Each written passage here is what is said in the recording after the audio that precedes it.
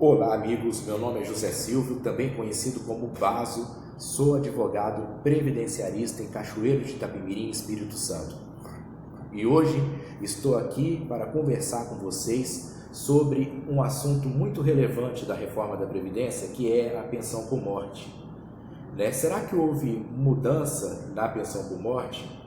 E eu digo para você que sim, houve mudanças drásticas, sobretudo na forma de cálculo da pensão por morte, na questão de acumulação de benefício. Então fique até o final do vídeo que nós vamos ter temas interessantes e temas importantes aqui a ser tratado, como por exemplo, se é possível acumular pensão por morte com outra pensão por morte, ou seja, o dependente receber duas pensões por mortes, se é possível acumular pensão por morte com outro benefício previdenciário, por exemplo, aposentadoria com pensão por morte. Então, fiquem até o final do vídeo.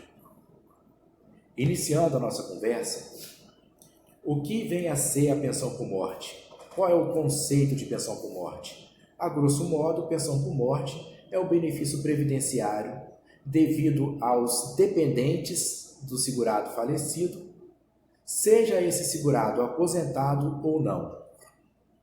Ok? Isso é pensão por morte. E aí, quem são os dependentes do segurado falecido? Nós temos 3 classes de dependentes. Eu preciso dizer para você que em alguns casos é necessário comprovar dependência econômica. Em outros casos, não. A dependência econômica é presumida. Bem, nós temos aí o dependente de primeira classe, que são os dependentes mais próximos do segurado falecido. Quem são eles? O cônjuge, e aí eu acredito que vocês saibam o que é cônjuge, mas como esse vídeo é voltado também para todo tipo de pessoa, para que não restem dúvidas, cônjuge é a pessoa casada, que contraiu o matrimônio, que foi lá no cartório e casou no civil. O companheiro, quem é o companheiro? O companheiro é aquela pessoa que vive como se casada fosse com outra pessoa. É a chamada união estável, E aí, os tribunais têm entendido, com relação à concessão de pensão por morte, que essa união estável pode ser tanto heteroafetiva quanto homoafetiva. Ok? Temos também como dependente de primeira classe o filho menor de 21 anos, não emancipado, de qualquer condição. Vamos destrinchar isso daqui. Filho menor de 21 anos deve ser não emancipado. O que é a emancipação? A grosso modo, no direito civil, a emancipação é quando a capacidade civil vem para a pessoa antes da idade prevista na lei civil, por certos motivos, como, por exemplo, pelo casamento, pelo ingresso em curso superior, enfim, são vários motivos que não vem aqui ficar estendendo o que nós estamos falando sobre direito previdenciário. Então, o filho não emancipado, menor de 21 anos, de qualquer condição, diz a lei. O que é qualquer condição? Aqui, como ele é menor de 21 anos e não emancipado, não importa se ele é capaz ou incapaz. Ok? De qualquer condição.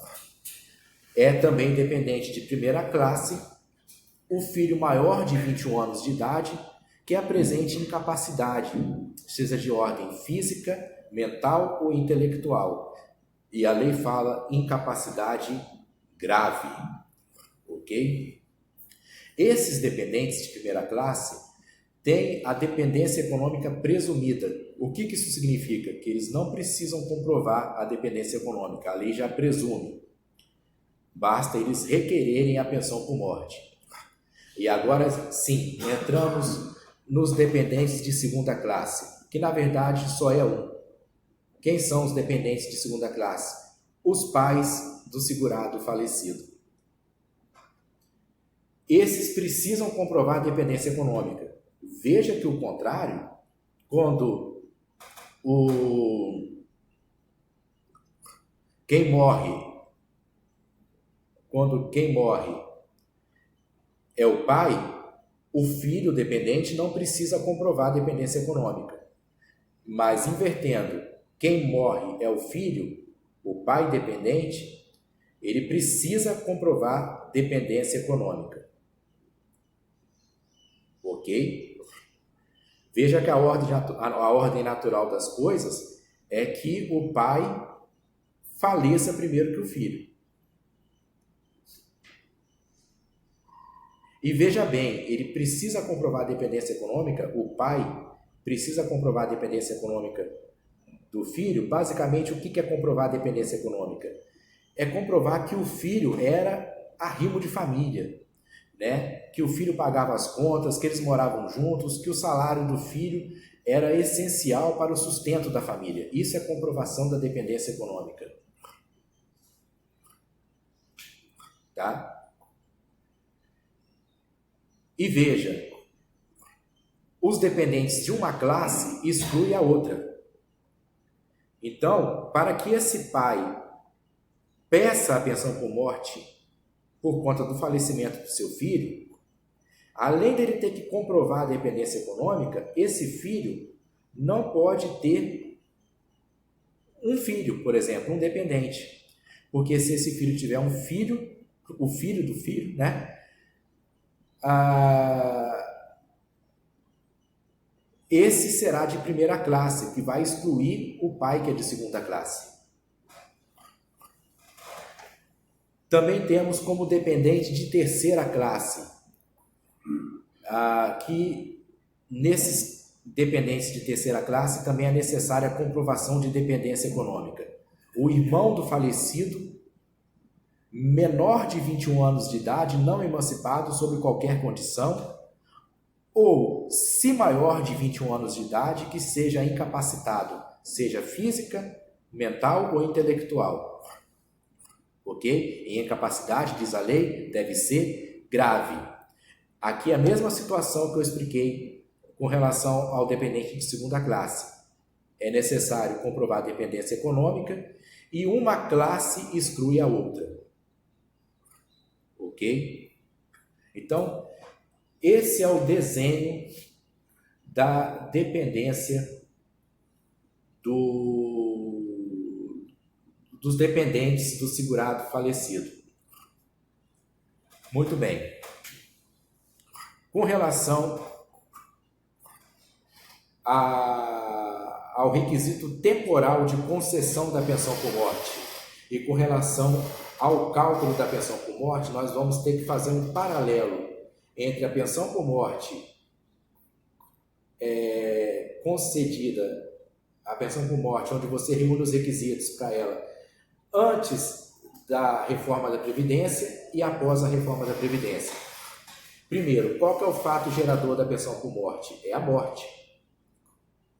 Então, se o segurado faleceu antes de 12 de novembro de 2019, ou seja, a reforma da Previdência se deu no dia 13 de novembro de 2019. Então, se o segurado faleceu antes, não, até 12 de novembro, a situação é uma. Se faleceu de 13 de novembro em diante, a situação é outra. Porque no dia 13 houve a publicação da emenda constitucional número 103 de 2019, que redundou na reforma previdenciária.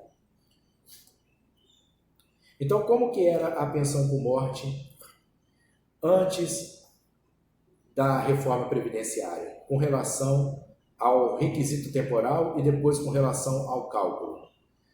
Como assim requisito temporal, Baso? Ora, é o momento em que se deve pagar a pensão por morte. E aí, antes da reforma da Previdência, lá no artigo, salvo não me engano, vai estar aparecendo na tela, 74, inciso 1 da Lei 8.213, por uma lei de 97, se eu não me engano, a Lei 9.528 de 97, mas vai estar aparecendo aí na tela, dizia que a pensão por morte contava da data do óbito do segurado falecido, portanto, retroagia a data do óbito, quando o dependente requeresse essa pensão por morte em até 30 dias do óbito. Posteriormente, veio uma lei de 2015, a lei, se eu não me engano, 13.183 de 2015, mas vai estar aparecendo aqui na tela para confirmar, que revogou a lei de 97 e substituiu, por assim dizer, deu nova redação ao inciso 1 do artigo 74 da lei 8.213, para dizer que a pensão por morte seria contada da data do óbito quando o segurado requeresse essa pensão por morte até 90 dias da data do óbito. E aí, antes da reforma previdenciária, tá, veio a medida provisória 871 de 2019, que depois foi convertida em lei, para dizer que, modificando o inciso 1 de novo, para dizer que a pensão por morte vai contar da data do óbito, se requerida em até 180 dias após o óbito para o menor de 16 anos de idade. Então, se o dependente for menor de 16 anos de idade, a pensão por morte deve ser requerida em até 180 dias da data do óbito. E aí ele vai receber, o valor vai retroagir à data do óbito. Ou para os demais segurados de 16 anos para cima e os demais segurados, se requerida em até 90 dias da data do óbito. Também retroage à data do óbito. Mas e se eu passei esse prazo para requerer a pensão por morte, eu perdi o meu direito? De forma nenhuma, você não perdeu o direito. E aí vem o inciso 2, dizendo que se a pensão por morte for requerida após 180 dias para o menor de 16 anos ou após 90 dias para os demais segurados, a data de pagamento, né, a data de início do benefício vai retroagir não a data do óbito, mas sim a data de requerimento administrativo da pensão por morte. E por fim, uma terceira situação, no caso de morte presumida. Lá no direito civil, a morte presumida é reconhecida por sentença judicial transitada em julgado.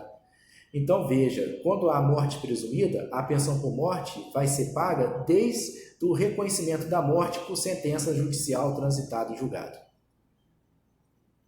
Esse é o inciso 3 do artigo 74 da lei 8.213 de 91.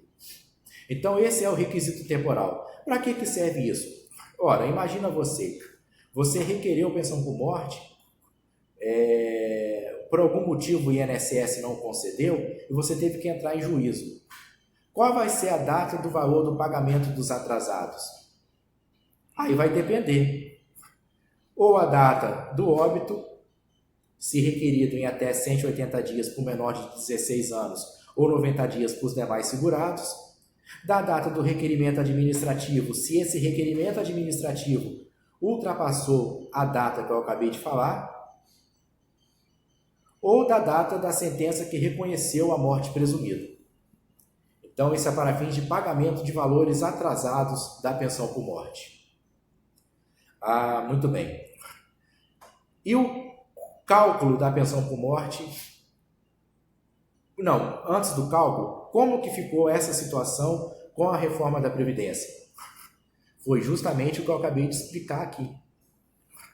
Com a medida provisória convertida em lei, a situação do requisito temporal da reforma da Previdência é justamente isso que eu acabei de explicar. Porque a emenda constitucional número 103 não trouxe mudanças com relação a isso. Agora, o cálculo da pensão por morte. Como que era o cálculo da pensão por morte antes da reforma previdenciária? E aí, se o segurado faleceu antes da reforma previdenciária, vai se aplicar o cálculo antigo, tá? Por questão de direito adquirido. Eu já fiz um vídeo aqui explicando sobre direito adquirido. O cálculo da pensão por morte antes da reforma previdenciária é de 100% da aposentadoria se o segurado falecido era aposentado ou de 100% de uma aposentadoria por invalidez caso ele não fosse aposentado. E aí que vem a mudança drástica e cruel da pensão por morte após a reforma da Previdência. Porque diz lá o artigo 23 da Emenda Constitucional número 103 de 2019 que o cálculo da pensão por morte vai ser da seguinte forma: vai ser de 50% da aposentadoria do segurado falecido ou de 50% de uma aposentadoria por invalidez, caso ele não fosse aposentado na data do óbito, acrescidos de 10% por cada dependente até o limite de 100%. Como assim? Imagine a dona Gertrudes, era casada com seu Eliseu. Seu Eliseu, ele faleceu, era aposentado, recebia uma aposentadoria. Ele faleceu. Imagine que a dona Gertrudes e o seu Eliseu não tinham filhos, né? Nem menor de 21 anos e nem maior incapacitado. Então não tinham mais dependentes. Como que vai ficar esse cálculo? A dona Gertrudes, ela vai receber 60% do valor da aposentadoria do seu Eliseu. Como assim 60%? 50% que a lei já garantia, mais 10% da quota parte dela como dependente. Ao contrário, imagine que dona Gertrudes e seu Eliseu tinham um filho menor de 21 anos não emancipado, mais um dependente. O pagamento vai ser então de 70%, que vai ser os 50% assegurado pela lei, 10% da cônjuge sobrevivente, 10% do filho dependente. Não é? Então 70%. Agora imagina você, isso é uma situação que modificou com relação também à reforma da Previdência, que antes da reforma da Previdência, por algum motivo, imagine que o filho deixou de receber pensão por morte, ou porque atingiu a maioridade, ou seja, de 21 anos pela lei previdenciária, ou porque cessou a incapacidade, ou porque esse filho faleceu. Essa quota parte do filho, antes da reforma previdenciária, ia para cônjuge sobrevivente. Agora, com a reforma previdenciária, não. Ela sai do cálculo. A cônjuge não vai receber 70% quando o filho deixar de receber a pensão por morte. Ela vai receber 60%. Ok? Então, essa é a fórmula de cálculo. Vamos entrar agora na parte final do vídeo com relação a duas discussões. Primeiro, é possível receber duas pensões por mortes? E aqui eu digo para você que depende. Como assim depende, Baso? Depende, cara, depende. Depende porque existem situações pacificadas na jurisprudência em que é possível sim receber duas pensões por morte. E outras que estão em discussão em juízo, né, que não é tão pacificado assim. O que poderá render outro vídeo, né? Mas, basicamente, nas pacificadas é o seguinte: o filho menor de idade pode receber, isso é pacificado, duas pensões por mortes. Como assim? O pai faleceu, posteriormente a mãe falece, pensão por morte advinda do pai, pensão por morte advinda da mãe. Isso é pacificado. E também é pacificado no caso de pensão por morte paga advinda de regime previdenciário diverso. Imagina só, a dona Catifunda, ela era casada com o seu Creyson, e o seu Creyson era servidor público federal.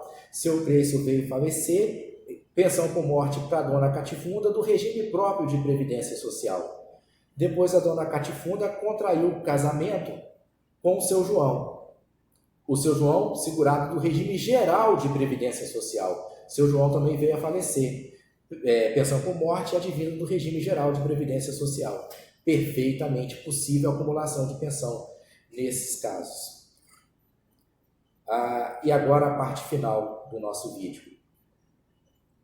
É possível acumular pensão por morte com aposentadoria? E eu digo para você que sim, é possível acumular a pensão por morte com aposentadoria. Preste bastante atenção, porque esse caso aqui é muito complexo. E até a gente que é especialista, que entende de direito previdenciário, tem que tomar cuidado para não se confundir. Como assim? É possível, diz lá o artigo 24, parágrafo 2º da Emenda Constitucional número 103 de 2019, a acumulação de pensão por morte com benefício previdenciário, no caso a aposentadoria, então do exemplo. Mas nem tudo são flores. Você não vai receber 100% de uma e 100% de outra. O que diz a lei? Você vai escolher o melhor benefício. O melhor benefício você vai receber 100%, a integralidade, e o outro benefício você vai receber uma cota parte dele. E aí a lei dá um escalonamento. Se o valor desse outro benefício for de um salário mínimo até o limite de 2 salários mínimos, você vai receber 60%. Se o valor for de 2 salários mínimos até o limite de 3 salários mínimos, você vai receber 40%. Se o valor for de 3 salários mínimos até o limite de 4 salários mínimos, você vai receber 20%. E por fim, se o valor for acima de 4 salários mínimos, você vai receber a cota parte de 10%. Ok?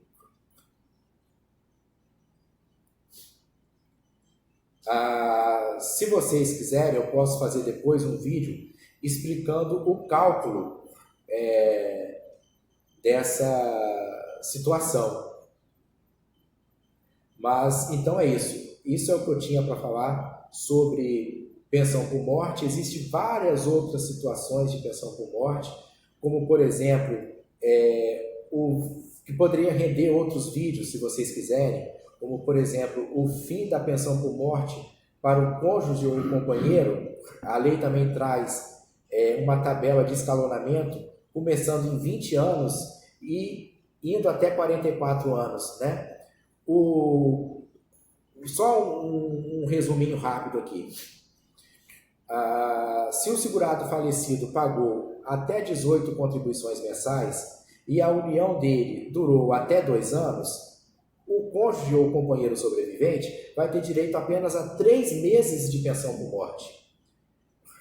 Ao passo que, se o segurado falecido contribuiu com mais de 18 contribuições mensais e a união durou mais de 2 anos, aí vai ter a tabela.